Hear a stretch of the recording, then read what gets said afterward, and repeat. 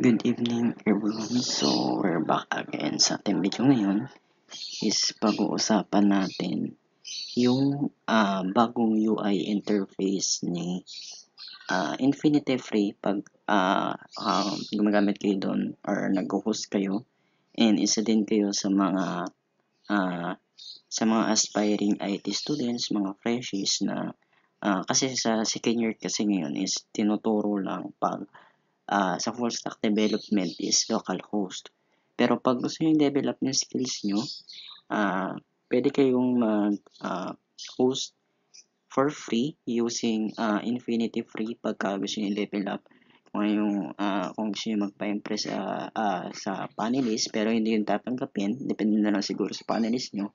Pero ang most required kasi is localhost ng hosting using the SAMP. Pero you can develop your experience or you can develop your skills by hosting the website pagka kasi may tendency kasing mawala si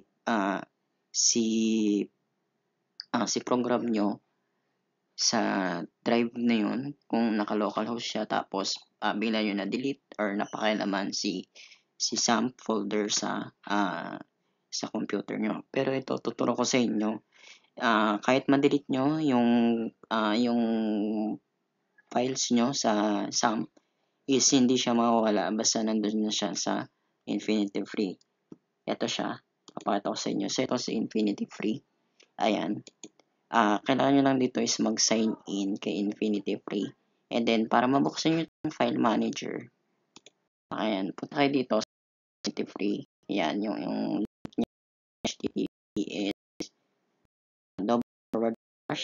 /dash.infinityfree.com. Tapos, once na nakapag-sign in na kayo dyan or nakapag-create ng account is ito sa inyo.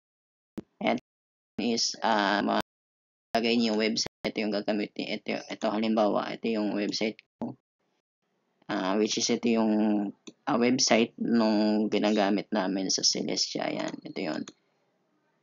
So, ito ay working na tong website na to, and ito, pakita ko sa inyo. Sabihin nyo, iniitam ko kayo. Ito, so this, working na siya. Inidiretso ko lang sa login kasi pangit yung UI ng index. Hindi kasi na-update siya. Ito yung website na yun galing sa Infinity Free. Tapos balik tayo dito. Ayan, so ito, once na nakapag-create kayo ng dito sa Infinity Free, ayan, so explore na lang yan. Tapos yung domain, so ito tatanungin to sa sign up, yung domain nung or depende na lang sa then kailangan is meron din kayong work database. Ayan, nandun mismo sa inyong may tap ng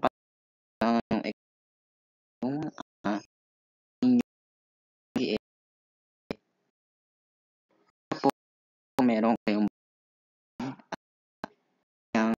yung file na yan, kasi in case error yung kasi itong sa Celestia is ang input ng data niyan ng mga instructor is true dito sa PHP may admin. Tapos pag may kasi double input dyan yung midterm tsaka yung final, so pagka input mo dun sa sa midterm is nawawala yung finals sa certain na course na yun. So kailangan manual input pa doon or inal pa yung field ng finals doon sa PHP may admin para ma-delete yung double na input ng midterm. Isa yun doon, no, para nagkaka-logical error yung yung PHP admin sa SQL. So back tayo dito sa ating topic. So ito yung bagong user interface ni Infinity Free dito sa file manager. Dati kasi is lang siya, pangit pa UI niyan, tapos yung PHP niya, yung PHP logo dito is elephant yon. Tapos itong mga to is siya naka portrait dot So, wala pa yung magandang logo, wala pa yung HTML5. Si Fabric is wala pa talaga, hindi at siya supported, no? Tapos yan, then may CSS. Yung CSS niyan is nasa ako ng logo ni CSS kasi nasa HTML yun. So, ganito yung bagong user interface. So, pwede nyo palitan ng theme kung ayaw yun ng light mode. So, yan, pwede. That is, wala yata itong ganito. Then, yung toggle view is, ito yung sinasabi ko. Ganito siya, pangit. Yung view niya dati. Kasi, basta nakaganyan, pero wala siyang logo. Yan. Then, pangit pa kasi parang, yung naabutan ko nung first time kong ginamit si Infinity Free is, elephant pa yung logo ng mga PHP doon. Tapos, pagka in-edit nyo siya, double click nyo to or right click nyo. Ngayon, hindi na supported si right click. Ayan. Ngayon is, i-tick box nyo na to. Tapos, edit. Ayan. Pagka-edit nyo sa labas. Dati is, minubo to is sa baba pa. Bago itong UI. Nila taas. Can add file dito. Pagka tinatamad kayo mag-code sa Eclipse, yan. Pwede kayo mag-directly sa upload kayo na mag-upload ng mga file dito. Ayan. And then, kayo download yan. Pagka gusto mag-manual coding dito in case na may internet interruption. Ayan. May mga bagong UI, so pwede kayo mag-refer dyan. Kung halimbawa may hindi nag-work or hindi pa nag-sync in na mga files. And then, or unzip yan ito. And then, upload file. Then, yung folder dito. Ayan. So make sure guys, yung pag-upload nyo ng mga files kay Infinity Free is htdocs. Ayan.